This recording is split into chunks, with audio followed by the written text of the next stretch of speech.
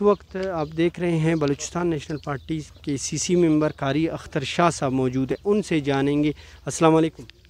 वालेकुम अस्सलाम। कारी साहब, हमारे चैनल के बिहाफ पे हम आपको अप्रिशिएट करते हैं, उन मासूम जानों का आपने ख्याल रखा। कैसे ख्याल आया ये चीज़ यहाँ पे अपने घर से स्टार्ट करने से? बिस्मिल्लाहिर्रहमानिर्रहीम। सबसे पहले मैं बलूचिस्तान न्यूज़ चैनल का शुक्रिया अदा करता हूँ कि वो इस कार खैर में हिस्सा ले रहा है। ये इस तरह हुआ कि कुछ दिन पहले नवाबजादा लश्करी रसानी साहब और हम कुछ दोस्तों ने हम लोगों को ये इत्तला हुआ कि यहाँ जो बच्चे बीमार है जिसके खून कम होते हैं, तो उस सिलसिले में हमारा जाना हुआ हॉस्पिटल। तो हमने जो वहाँ के हालात देखे, वहाँ पे बच्चों की जो पहले वहाँ लॉकडाउन से पहले खून का कुछ इस तरह मसला नहीं होता था, लोग बच्चों को खून वहाँ मिल जाते थे।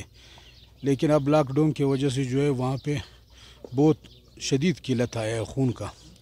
तो इस सिलसिले में हमने जो वहाँ पे देखा तो बच्चों के बहुत बुरे हालात थे और अक्सर बच्चे जो थे वो खून ना होने की वजह से पीले पड़ गए थे।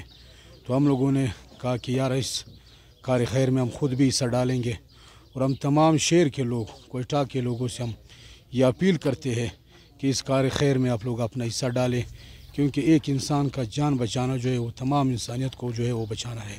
Thank you.